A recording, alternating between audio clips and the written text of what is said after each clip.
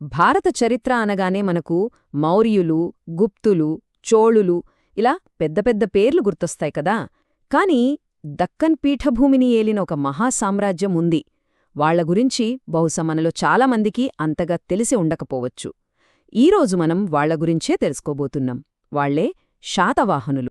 సరే, అసలు ప్రశ్న ఏంటంటే, దక్షిణ భారతదేశంలో మొట్టమొదటి మహాసామ్రాజ్యాన్ని కట్టింది ఎవరు? ఈ ఒక్క ప్రశ్నకు సమాధానం వెతుక్కుంటూ వెళితే మనమొక అద్భుతమైన చారిత్రక ప్రయాణంలోకి అడుగుపెడతాం. 1 కాదు, 2 కాదు, ఏకంగా 450 ఏళ్లు. ఆలోచించండి, ప్రాచీనకాలంలో అంత సుదీర్ఘకాలం ఒకే వంశం నిలకడగా పాలించడమంటే అది అస్సలు మామూలు విషయం కాదు. ఆ ఘనత సాధించింది మరెవరో కాదు, శాతవాహనులే. సుమారు 5 శతాబ్దాల పాటు దక్కన్ను పాలించి ఉత్తర దక్షిణ భారతదేశాల మధ్య చెప్పాలంటే ఒక బ్రిడ్జ్ లాగా నిల్చారు. వాళ్ల కథేంటో ఇప్పుడు మనం లోతుగా చూద్దాం రండి. మరి ఇంత పెద్ద సామ్రాజ్యం గురించి మనకిలా తెలిసింది? చరిత్రకారులు ఎలా ఒక డిటెక్టివ్ లాగా అక్కడక్కడా దొరికిన చిన్న చిన్న ఆధారాలను పోగేసి వాళ్ల పూర్తి కథను మన ముందు పెట్టారో ఇప్పుడు చూద్దాం.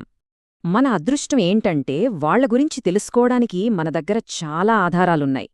విదేశీయులు రాసిన పుస్తకాలు, మన పురాణాలు, వాళ్లు వేయించిన రాతి శాసనాలు, వేలల్లో దొరికిన నాణేలు, ఆఖరికి తవ్వకాల్లో బయటపడిన పాత కోటలు, ఇవన్నీ కలిపి చూస్తేనే వాళ్ల అసలు చరిత్ర మన కళ్లక్కడుతోంది. ఒక ఉదాహరణ చెప్తాను వినండి. గ్రీకు చరిత్రకారుడు మెగస్థనీస్ తన ఇండికా పుస్తకంలో ఏమన్నాడో తెలుసా? ఆంధ్రులకు 30 కోట నగరాలు, 1,00,000 మంది సైన్యం, 2,000 గుర్రాలు, 1000 ఏనుగులు ఉన్నాయి అని రాశాడు. ఇది ఎప్పటి మాటో తెలుసా? క్రీస్తుపూర్వం 300. అంటే వాళ్ల సామ్రాజ్యం ఇంకా పీక్స్కి వెళ్లకముందే వాళ్ల పవర్ ఏ రేంజ్లో ఉందో ఊహించుకోవచ్చు. రాతలే కాదు, చేతికి దొరికిన ఆధారాలు కూడా బోలెడున్నాయి. ఉదాహరణకు కోటిలింగాల. ఇది వాళ్ల ఫస్ట్ క్యాపిటల్ అని నమ్ముతారు. ఎందుకంటే అక్కడ వాళ్ల వంశస్థాపకుడి శ్రీముఖుడి నాణేలు దొరికాయి. ఇక కొండాపూర్ సంగతైతే అక్కడేకంగా వాళ్ల కాయిన్ ఫ్యాక్టరీనే బయటపడింది.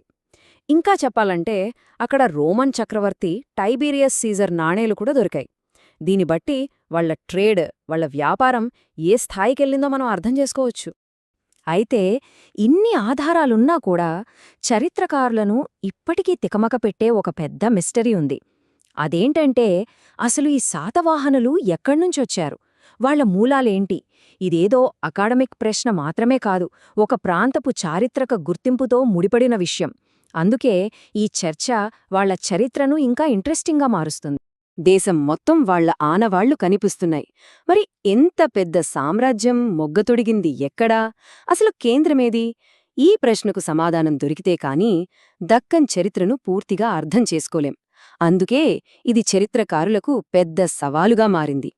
ఇక్కడే అసలు చర్చ మొదలవుతుంది. ప్రధానంగా 2 థీరీలున్నాయి. 1 తెలంగాణ థీరీ. దీన్ని నమ్మేవాళ్లేమంటారంటే వంశస్థాపకుడో శ్రీముఖుడి నాణేళ్లు, మొదటి రాజధాని కోటిలింగాల ఇక్కడే దొరికాయి కాబట్టి ఇదే వాళ్ల పుట్టినిళ్ళు అని. ఇక 2ది మహారాష్ట్ర థీరీ. వాళ్లేమంటారంటే వాళ్ల పవర్ఫుల్ రాజధాని పైఠాన్ ఇక్కడుంది కాబట్టి వాళ్ల మూలాలిక్కడివే అని. చూసారా, ఒక్కో ఆధారం ఒక్కో కథ చెప్తుంది. సరే, ఈ మూలాల చర్చను కాసేపు ఆపుదాం. అసలు ఈ రాజవంశాన్ని అంత గొప్ప స్థాయికి తీసుకెళ్లిన రాజుల గురించి మాట్లాడుకుందాం. వాళ్ల వంశస్థాపకుడు నుంచి గొప్ప గొప్ప యోధుల వరకు వాళ్ల జర్నీ ఎలా సాగిందో చూద్దాం. వీళ్ల ప్రయాణం చూస్తే క్రీస్తుపూర్వం 220లో శ్రీముఖుడితో మొదలవుతుంది.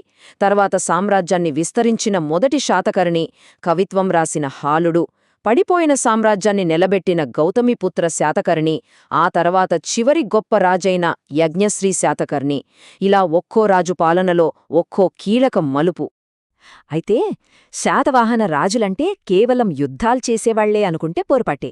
వాళ్లలో కళాపిపాసులు కూడా ఉన్నారు. దీనికి బెస్ట్ ఎగ్జాంపుల్ 17వ రాజు హాలుడు. అతను కత్తిపట్టిన యోధుడే కాదు, కలం పట్టిన గొప్ప కవి కూడా. ఆయన గాథా సప్తశతి అని 700 ప్రేమ కవితలతో ఒక పుస్తకం రాశాడు. అది అప్పటి జనాల భాష అయిన మహారాష్ట్రీ ప్రాకృతంలో. అందుకే ఆయన కాలాన్ని ప్రాకృత స్వర్ణయుగం అంటారు. ఆ కవితల్లో అప్పటి పల్లెటూరి జీవితం, వాళ్ల పద్ధతులు అన్నీ కళ్లకు కట్టినట్టుంటాయి. కాని ఈ వంశానికే ఒక హీరో, ఒక లెజెండ్ ఉన్నాడంటే అది 23వ రాజు. గౌతమీపుత్ర శాతకర్ణి. ఆయన ఎంట్రీతో శాతవాహనుల చరిత్రే మారిపోయింది. నాసిక్లో వాళ్ళ అమ్మగారు వేయించిన ఒక శాసనంలో ఆయనకొక బిరుదుంది. వింటేనే గూస్బంప్సొస్తాయి. త్రిసముద్ర తోయ పీతవాహన అంటే ఎవరి గుర్రాలు 3 సముద్రాల నీళ్లు తాగాయో ఆయనే ఇతను అని. ఆలోచించండి, అతని విజయాలు ఏ రేంజ్లో ఉన్నాయో చెప్పడానికి ఇంతకంటే గొప్పమాట ఏముంటుంది? ఒకానొక టైంలో శాతవాహన పవర్ బాగా తగ్గిపోయింది. అలాంటి టైంలో వచ్చి మళ్లీ సామ్రాజ్యాన్ని నిలబెట్టింది ఈయనే. శకులు, యవనులు, పాహల్వులు ఇలాంటి ఫారిన్ ఇన్వేడర్స్ని తరిమికొట్టాడు. తన బద్ధ శత్రువులైన క్షహరాట వంశాన్ని నామరూపాల్లేకుండా చేశాడు.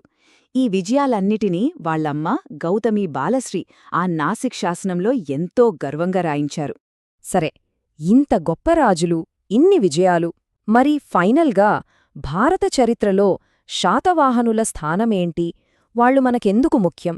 ఇప్పుడు చూద్దాం. వాళ్లు మనకిచ్చిన వారసత్వం చాలా పెద్దది. దక్కన్లో మొదటి మహాసామ్రాజ్యాన్ని కట్టింది వాళ్లే. నార్త్ ఇండియాకి, సౌత్ ఇండియాకి మధ్య ఒక కల్చరల్ బ్రిడ్జ్గా పనిచేశారు. హిందూ, బౌద్ధ, జైన అన్ని మతాలను ఆదరించారు. సాహిత్యాన్ని ప్రోత్సహించారు. అన్నిటికన్నా ముఖ్యంగా ఏకంగా రోమన్ సామ్రాజ్యంతో వ్యాపారం చేసి దక్కన్ను వరల్డ్ మ్యాప్లో పెట్టారు. ఉత్తరాన్ని, దక్షిణాన్ని కలిపిన ఒక వారధిగా శాతవాహనుల కథ ఒక కనెక్టెడ్ ఇండియా గురించి మనకు ఏం చెప్తోంది? వాళ్ల చరిత్ర కేవలం పాత కథ మాత్రమేనా? లేక అందులో మన ఈనాటికి కూడా పనికొచ్చే పాఠాలేమైనా ఉన్నాయా? ఒక్కసారి ఆలోచించండి.